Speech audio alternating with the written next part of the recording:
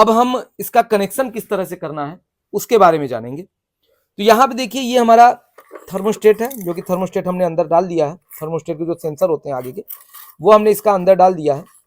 और यहाँ पर अब हम बारी बारी से सारी चीजें किस तरह से इसका कनेक्शन है वो हम समझेंगे। और एक क्वेश्चन हमने आपसे पूछा था कि किसी भी गीजर में 2 थर्मोस्टेट क्यों लगे होते हैं, उनकी क्या वर्किंग है, उसके बारे में भी आज की वीडियो में हम आगे जानते चलेंगे।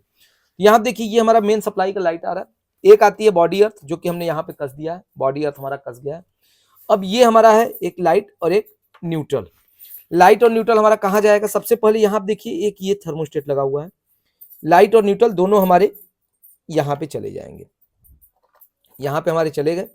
अब यहाँ से एक सप्लाई जब यहाँ से ये आ रही है, ये हमारी यहाँ से होते हुए इस थर्मोस्टेट से होते हुए यहाँ आउट करेगी। हम बारी बारी से एक एक सप्लाई के बारे में बताते चलेंगे, आप ध्यान से देखिएगा तभी चीजें आपको समझ में आएंगी, और वीडियो इसकी बिल्कुल भी मत कीजिएगा। यहाँ देखिए सप्लाई हमारी यहाँ आई, इस थर्मोस्टेट से होते हुए यहाँ पे आई। ये ब्लैक वायर जो हमारा दिख रहा है ये हमारा चला गया यहाँ पे। ये हमारा है सिलेक्टर स्विच, यहाँ पे ये देखिए ये सिलेक्टर स्विच लगा हुआ है। अब इसका क्या काम है, ज्यादातर जो गीजर होते हैं उसमें हमारा एलिमेंट जो होता है वो एक कॉइल का होता है, लेकिन इसमें जो हमारा एलिमेंट लगा हुआ है वो 2 कॉइल के लगे हुए हैं। नॉर्मल 2 किलोवाट लगता है, इसमें टोटल 3 किलोवाट का जो हमारा कॉइल लगा हुआ है। होता क्या है कि जब हमें, अब इसमें क्या है, हमें जब कम पानी गर्म करने की जरूरत है, यानी गर्मी बहुत ज्यादा, ठंडी बहुत ज्यादा नहीं है, तब हम कम वाट का यूज करेंगे, यानी 1 किलोवाट का यूज करेंगे।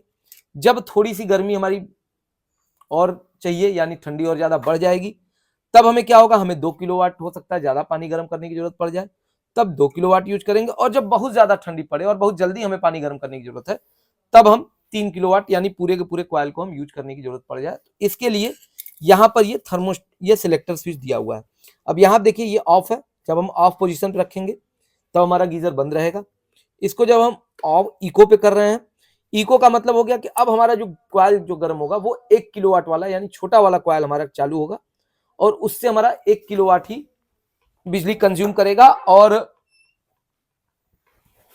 जो हमारा पानी है वो थोड़ा सा कम गर्म होगा।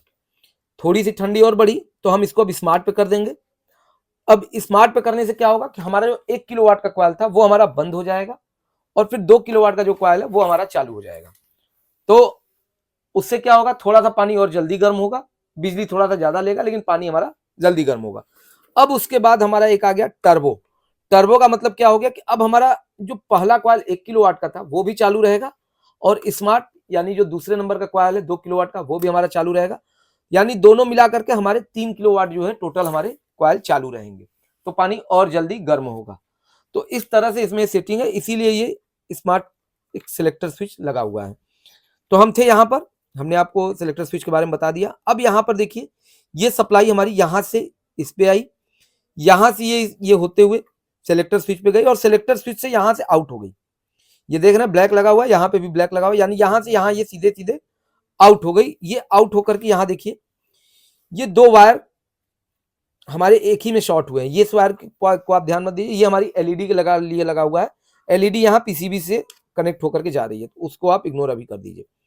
यहाँ से देखिए ये फेस और ये हमारा जो है ये दोनों पिने हमारी शॉर्ट है, यानी एक ही वायर लगा हुआ है, और ये हमारा न्यूट्रल, यानी ये हमारा न्यूट्रल पॉइंट है। ये हमारा लगेगा जो हमारे कॉइल हैं, जो हमारे कॉइल है, एक कॉइल देखिए ये पॉइंट है और एक कॉइल का पॉइंट ये है, तो इन दोनों पर हमारा लग जाएगा, यानी दोनों कॉइल हमारे एक साथ शॉर्ट हो जाएंगे। यहां पर हम इसको शॉर्ट कर लें, ये हमारा शॉर्ट हो गया।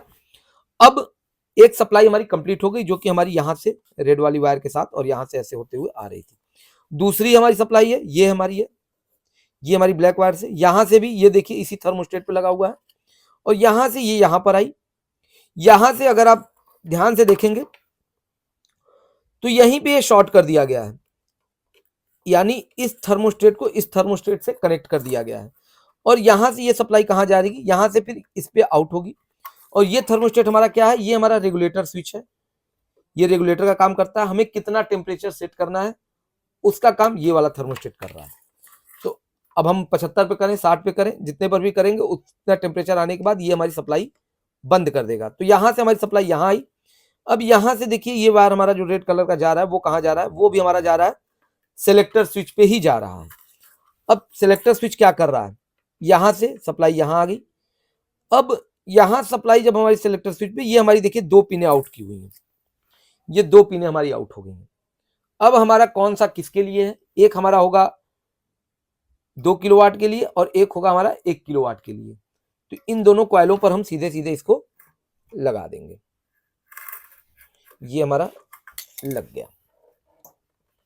इस तरह से हमारा गीजर का जो मेन सप्लाई का कनेक्शन है वो हमारा कंप्लीट हो गया। अब हमारा बचा इसमें एलईडी का। तो एलईडी की जगह पे यहाँ पर पीसीबी के थ्रू इंडिकेटर दिया हुआ है। तो इसमें क्या क्या जा रहा है, इसमें वही सिंपल सी बात है, एक हमारा न्यूट्रल जाएगा जो कि हमारा यहाँ से गया हुआ है कॉइल से होते हुए, और ये दोनों हमारे जो जा रहे हैं वो जा रहे हैं हमारे, एक हमारा चला गया थर्मोस्टेट के इनपुट पॉइंट से और दूसरा हमारा जो जा रहा है वो हमारा जा रहा है टेम्परेचर जो हमारा लगा हुआ है थर्मोस्टेट उसके यानी आउटपुट से। नॉर्मल जैसे सभी गीजरों में होता है उस तरह से ये भी हमारा लग गया है। और जो क्वेश्चन था हमारा आपसे कि किसी भी गीजर में 2 थर्मोस्टेट क्यों लगे होते हैं, अब हम उसके बारे में बता दें आपको। यहां पे देखिए, एक ये जो थर्मोस्टेट है ये हमारा फिक्स टेम्परेचर पे सेट होता है, यानी जितना इसकी मैक्सिमम कैपेसिटी होगी उतने पे सेट होगा, इसको हम एडजस्ट नहीं कर सकते। ये हमारा क्या होता है, ये हम टेम्परेचर, डिजायर्ड टेम्परेचर हमें कितना चाहिए उतना हम इससे सेलेक्ट कर सकते हैं। यानी हमें 50 डिग्री टेम्परेचर चाहिए, 55 डिग्री चाहिए, 70 डिग्री चाहिए, जितना भी हमें पानी गर्म करने की जरूरत है उतना ये हम इससे सेलेक्ट कर सकते हैं। ये रेगुलेटर की तरह काम करता है।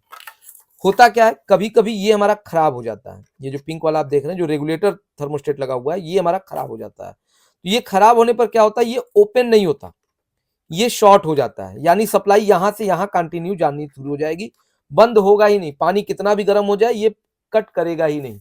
तो अब होगा क्या कि अगर ये हमारा कंटिन्यू पानी गर्म करता जा रहा है तो एक समय आएगा जब हमारा पानी बहुत ज्यादा उबलने लगेगा, और हो सकता है कहीं कहीं ये सुनने में आता है कि गीजर हमारे फट गए।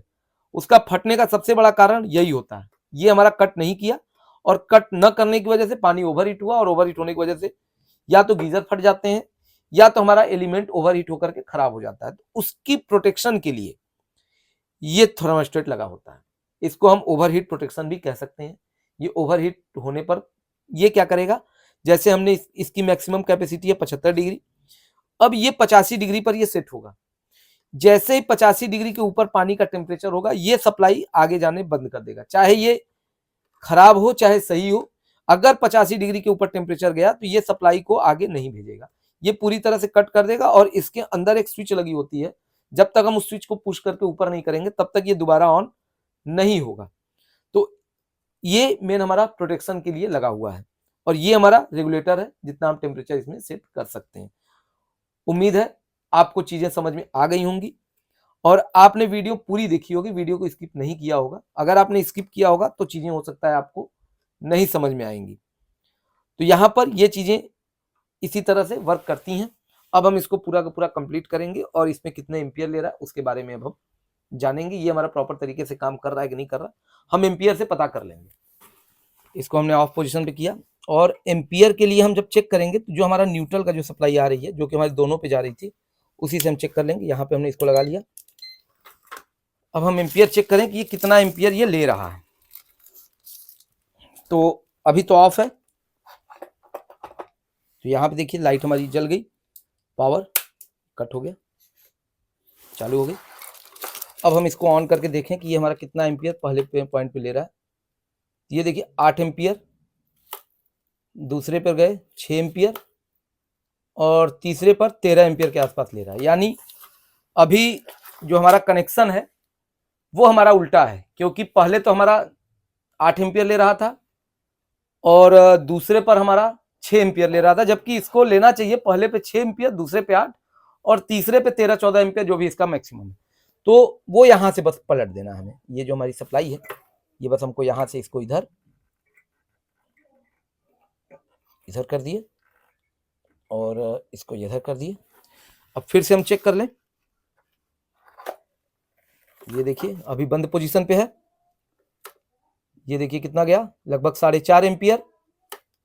दोबारा ऑन किए 8 एम्पियर और तिबारा ऑन किए तो ये लगभग 12.94 एम्पियर के आसपास करंट लिया। यानी ये अब हमारा सही हो गया।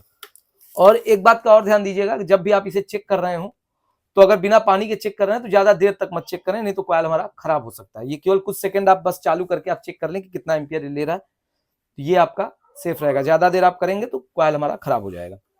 यहाँ पे हमने चेक कर लिया, अब ये हमारा प्रॉपर तरीके से काम कर रहा है। एक बार फिर से हम आपको दिखा दें, और ये वाला चूंकि अभी नहीं लगा पाएंगे, नहीं तो हम उसको भी कट करके आपको दिखा देते हैं। यहाँ आप देखिए एक बार फिर से, ये 4.5 एम्पियर यानी इको मोड पे, और टर्बो मोड स्मार्ट मोड पे 8 एम्पियर, और जब हम टर्बो पे कर रहे हैं तो ये 12.94 एम्पियर ले रहा है। यानी ये हमारा रेगुलेटर स्विच भी हमारा प्रॉपर तरीके से काम कर रहा है, सिलेक्टर स्विच भी काम कर रहा है। फ्रेंड्स, अब हम चलेंगे कस्टमर लोकेशन पर, और वहां पर अब हम इसको लगा करके, इसमें जो मेन प्रॉब्लम थी, जिस प्रॉब्लम की वजह से ये आया हुआ था, यानी हमारा जो पानी नहीं निकल रहा था, वो हमारा सही हुआ कि नहीं सही हुआ। अब हम कस्टमर एंड पर जाएंगे और वहां पर देखेंगे कि हमारी प्रॉब्लम सॉल्व हुई है कि नहीं हुई है। बने रहिएगा वीडियो में। फ्रेंड्स, यहाँ पर हमने गीजर को इंस्टॉल कर दिया, और इंस्टॉल करने के बाद अब देखिए यहाँ पे जो पानी निकल रहा है वो प्रॉपर तरीके से, जहां से गर्म पानी निकलता है वो प्रॉपर तरीके से हमारा निकल रहा है। यानी गीजर हमारा पूरी तरह से परफेक्ट वर्किंग कंडीशन में आ चुका है। अब हम गीजर को चालू करके भी देख लेंगे, जो प्रॉब्लम थी वो हमारी सॉल्व हो चुकी है और हीट कर रहा है कि नहीं कर रहा है। और अंत में आपसे एक निवेदन है कि अगर आपको हमारी वीडियो अच्छी लगती हो तो प्लीज़ वीडियो को लाइक कीजिए, शेयर कीजिए, और फेसबुक पेज पर नए हैं तो पेज को फॉलो करें। और अगर आप यूट्यूब पर देखते हैं तो बनारसी गुरु मनीष चैनल को जरूर सब्सक्राइब करें, क्योंकि हमारे चैनल पर ऐसी ही होम अप्लायंसेज रिपेयरिंग की संबंधित वीडियो आगे भी आपको मिलती रहेंगी। तो मिलते हैं किसी और नई वीडियो में, तब तक के लिए जय हिंद।